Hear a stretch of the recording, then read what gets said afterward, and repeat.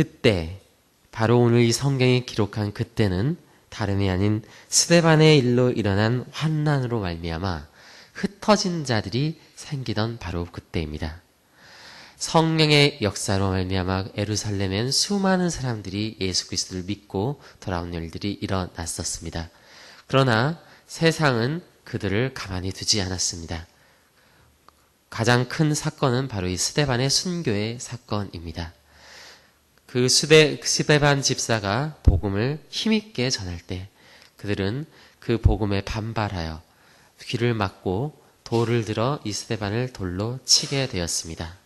그 사건 이후에 많은 예루살렘에 살던 그리스도를 믿는 자들, 예수님을 믿는 자들은 이제 흩어져 각 유대의 지방으로 들어가게 되었습니다.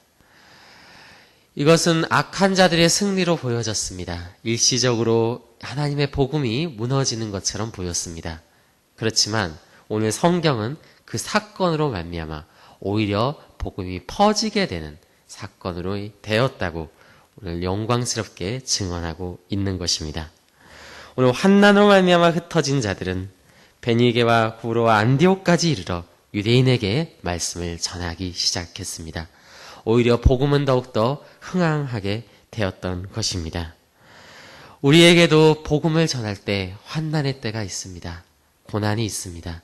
그러나 그 고난은 우리의 실패를 의미하는 것이 아닙니다. 오히려 그 고난과 그 환난을 통해서 복음은 더욱더 빛이 나는 것이고 더욱더 세상 가운데 퍼져나가게 되는 것임을 우리가 반드시 기억했으면 좋겠습니다. 오늘 성경은 바로 그 사건을 기록하고 있습니다. 21절을 보니 그들이 그렇게 세상 가운데 복음을 전하게 된 것은 주의 손이 그들과 함께 하셨기 때문이다 라고 21절은 증언하고 있습니다. 그렇습니다. 하나님이 그들을 버리신 것이 아니었습니다.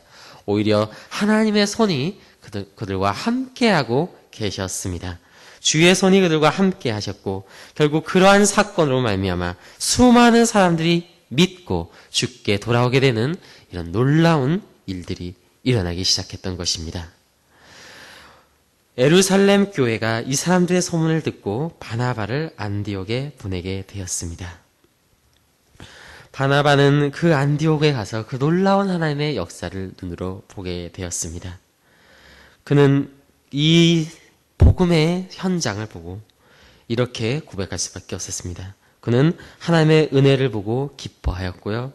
모든 사람에게 굳건한 마음으로 주와 함께 머물러 있으라 권하게 되었습니다. 그렇습니다. 그곳에서 그들이 이 복음을 전할 수 있었던 것은 전적으로 하나님의 은혜의 손길이었습니다. 세상은 그들을 악한 것으로 그들을 죽이고 흩어지게 만들었지만 오히려 하나님께서는 그러한 사건을 통해서 이런 놀라운 일들을 이 안디옥 교회를 통해서 일으키고 계셨던 것입니다. 오늘 이 바나바를 가리켜 성경은 이렇게 증언합니다. 24절을 보면 착한 사람이고 성령과 믿음이 충만한 사람이었다. 착한 첫 번째 바나바는 착한 사람이었습니다. 우리가 착한 사람이 되는 것, 그것은 성경에서 우리에게 원하는 바입니다. 우리는 세상에서 악한 자라고 하는 정말 세상 사람들 앞에 악한 자라고 하는 소리를 들어선 안 되겠습니다. 우리는 하나님 앞에 착한 자로 서야 할 것이고 사람들 앞에도 착한 자로 서야 하겠습니다. 물론 이것은 우리가 고난을 받게 되는 계기가 될 수도 있습니다. 세상은 착한 자들을 가만히 두지 않죠. 오히려 이용할 자로 여기고 만만한 자로 여기고 그렇게 생각하죠. 그렇지만 우리는 그런 것에 개의치 않아야겠습니다. 왜냐하면 성경은 우리가 성령으로 충만해질 때 우리가 선한 자가 돼야 한다, 우리가 착한 자가 돼야 한다라고 말하기 때문입니다.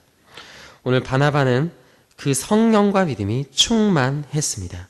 그가 이런 선한 일을 할 수 있었던 이유는 그의 안에 성령이 있었기 때문에, 그의 안에 믿음이 있었기 때문에 그랬다는 것입니다. 그가 이런 선한 일들을 했던 것은 다름이 아닌 그 성령으로 말미암은 것이었습니다. 오직 믿음으로 말미암은 것이었죠. 그가 이러한 말씀을 전하고 정말 한 사람 한 사람을 세워갈 때 큰 무리가 주님께 더욱더 더하여지게 되었습니다. 정말 교회가 부흥케 되는 역사는 바로 이러한 한 사람을 통해서 일어나는 것입니다. 전도하는 한 사람, 그리고 한 사람을 세워줄 줄 알고 정말 키워줄 줄 아는 정말 성령의 사람, 믿음의 사람을 알아볼 수 있는 한 사람을 통해서 교회는 일어나고 세워지는 것입니다. 우리에게도 이 바나바와 같은 눈이 필요합니다. 오늘 바나바는 일부러 이 사울을 찾으러 갔다라고 25절에 말합니다. 다소로 사울을 찾으러 갔고요. 그를 만남에 안디옥에 데리고 왔습니다. 그리고 그 둘은 서로 협력하여 1년간 그 교회에 머물면서 큰 무리를 가르쳤습니다. 여기서 말하는 큰 무리는 단순히 숫자가 많은 것만을 의미하는 것은 아닐 것입니다. 그것은 하나님이 보시기에 큰 자들, 그 큰 자들의 모임이었기 때문에 오늘 성경은 큰 무리다라고 증언하고 있습니다. 사울은 율법에 정통한 자였고 구약 성경에 능한 자였습니다. 그런 사울을 하나님께서 사용하시자 오늘 놀랍게도 그 사울은 이제 그리스도를 핍박하는 자에서 그리스도인들을 가르치고 양육하는 자로 세워지게 되었습니다. 참된 교사의 모습이 바로 여기에 있다라고 생각합니다. 정말 우리가 하나님의 교사로서 세상 가운데 세워졌습니다. 말씀을 가르치는 자들로 우리는 세워졌는데 그러한 자들이 준비되어져야 할 것은 다름이 아닌 성령과 믿음이라고 생각합니다. 오늘 성경은 바나바와 이 사울이 서로 함께 성령 안에서 정말 증인의 역할을 온전하게 감당했을 때 그들의 은사를 하나님께서 사용하셔서 많은 자들이 큰 무리들이 가르침을 받게 하셨고 결국 그러한 일들로 인해서 비로소 그리스도인이라 일컬음을 받게 되는 일들을 바로 그 둘을 통해서 일어나게 하였습니다.